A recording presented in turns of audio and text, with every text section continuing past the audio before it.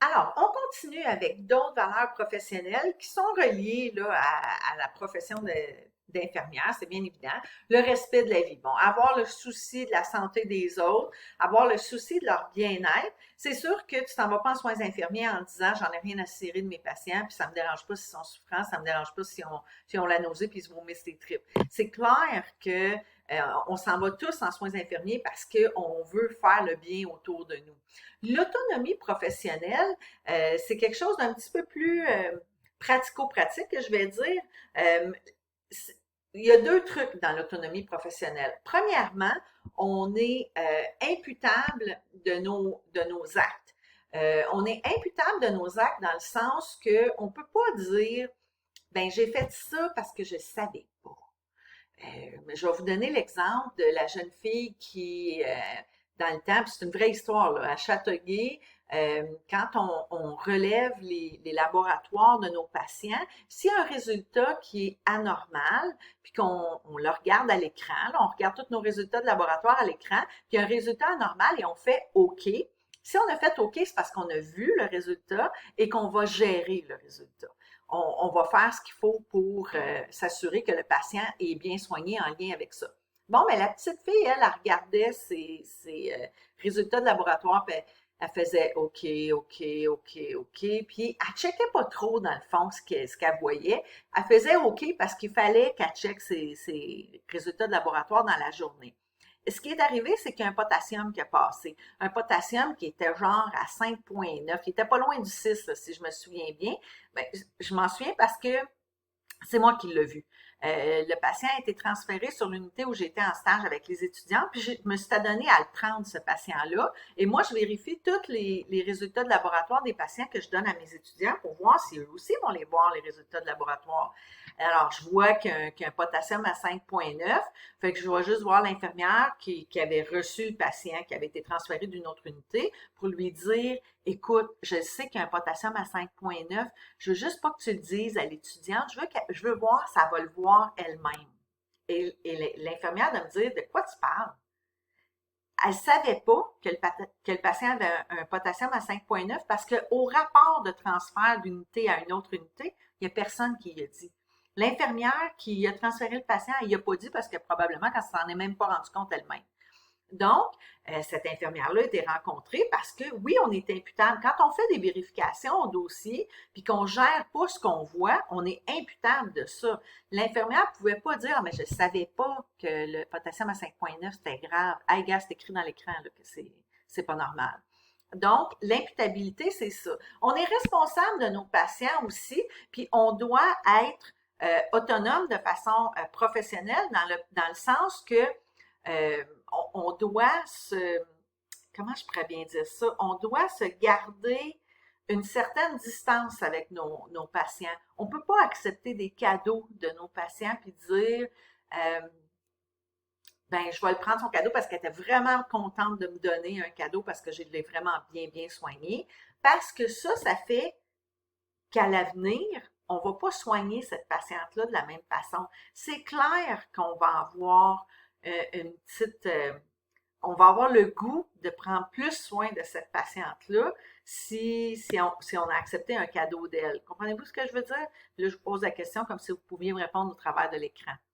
Euh, si ça ne fait pas de sens, vous me reviendrez avec vos questions. La compassion, c'est un des valeurs avec lesquelles j'ai un peu plus de misère parce qu'on a tendance à penser que pour être une bonne infirmière, il faut avoir beaucoup de compassion. Je ne vous dis pas que la compassion, c'est pas important. Oui, c'est important d'être en mesure de voir la souffrance des autres, d'être en mesure de vouloir amoindrir la souffrance des autres. Ça, je suis tout à fait d'accord avec ça.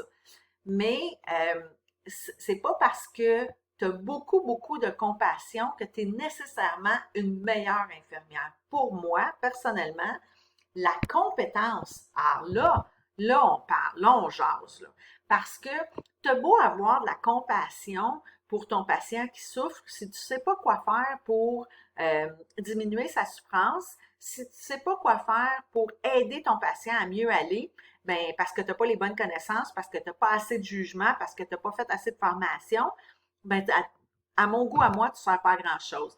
Donc, oui, ces deux valeurs qui sont bien importantes, mais dans ma tête à moi, les compétences sont beaucoup plus importantes que la compassion. Il faut avoir les deux, là. Mais les compétences, c'est vraiment important. Et c'est d'ailleurs pour ça qu'il y a de la formation continue obligatoire en soins infirmiers. Hein. Vous avez, un coup, vous allez avoir gradué, vous allez avoir à faire par année 21 heures de formation en lien avec les soins infirmiers, clairement, pour pouvoir garder votre licence. Puis là, les gens disent, oh mon Dieu, 21 heures de formation, c'est épouvantable, j'aurais jamais le temps de faire ça. Oh my God, 21 heures, c'est rien. Sérieux, là, c'est rien, 21 heures. Dans les 21 heures, là, si, mettons, vous dites, moi, je reçois le perspective à tous les 3 mois, là, tout le monde reçoit le perspective à tous les 3 mois, et je lis là-dedans les articles qui m'intéressent, bien, ça fait partie de la formation continue, ça. Il faut que dans vos heures, dans vos 21 heures de formation continue, il y ait un minimum de formation accréditée. Puis maintenant, il y en a des tonnes en ligne qu'on peut faire. On n'est même pas obligé de se déplacer, là. Ça peut se faire sur l'ordinateur, des petites formations de quelques heures, des plus grosses formations qui durent quelques semaines. Il y en a qui sont peu dispendieuses, il y en a qui sont plus dispendieuses, il y en a qui sont gratuites.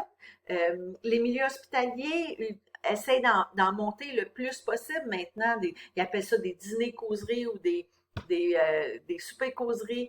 Vous allez là, puis il y a quelqu'un qui fait une présentation sur un sujet X. Vous allez à celle qui vous intéresse le plus. Clairement, vous allez faire des formations qui sont en lien avec le travail.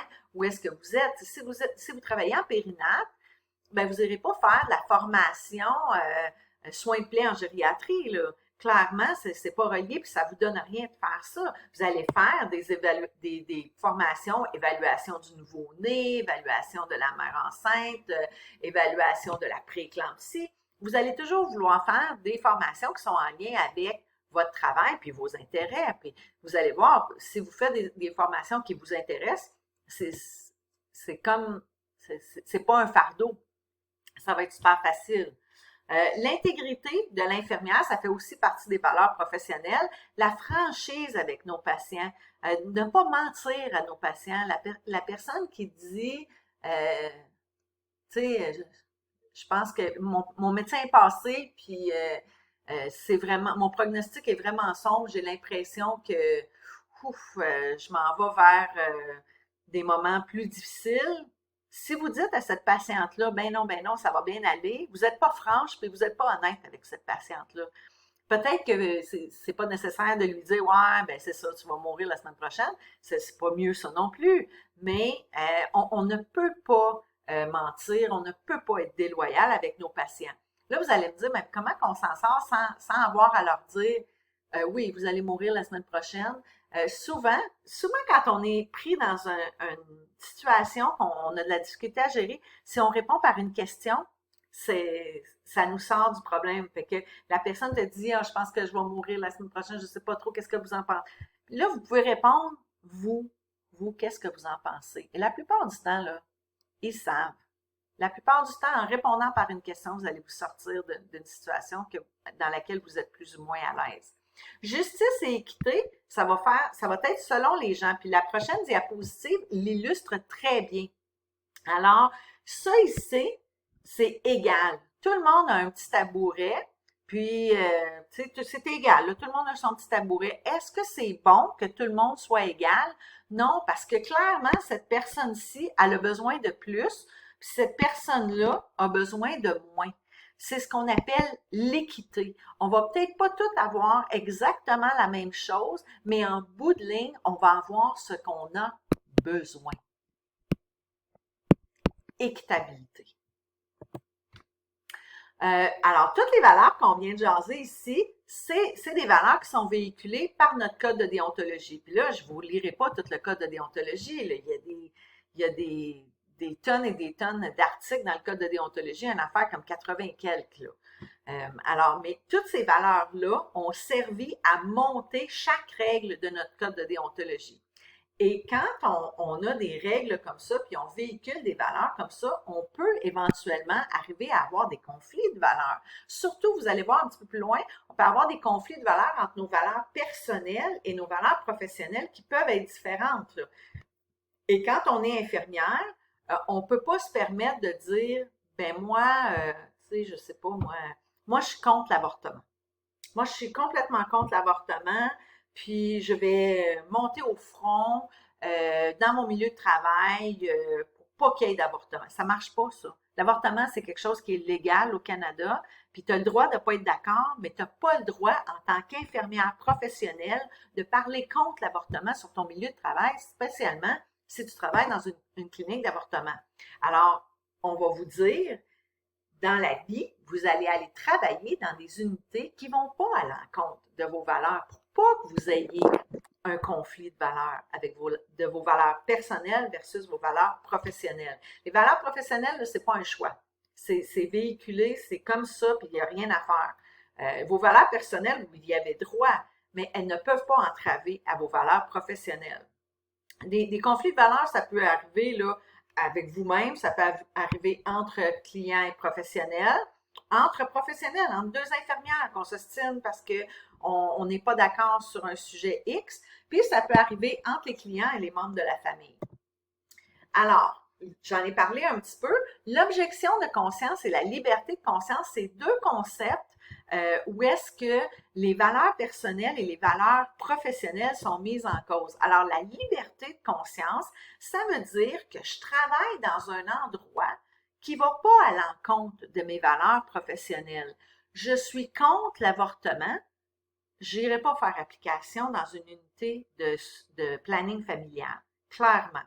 Alors, je suis contre l'avortement, je vais peut-être aller travailler sur une unité de santé maternelle, où est-ce que les mamans y accouchent des bébés. Comprenez-vous? Comme ça, si je vais travailler dans un endroit où mes valeurs ne sont pas mises en cause, je vais travailler en liberté de conscience. Le contraire est aussi vrai. Je pourrais travailler en objection de conscience. Je suis contre l'avortement, mais la job dans la clinique d'avortement avec les horaires du lundi au vendredi de 8 à 5, j'aime vraiment, vraiment ça, puis ça fit vraiment, vraiment, vraiment dans ma vie sociale.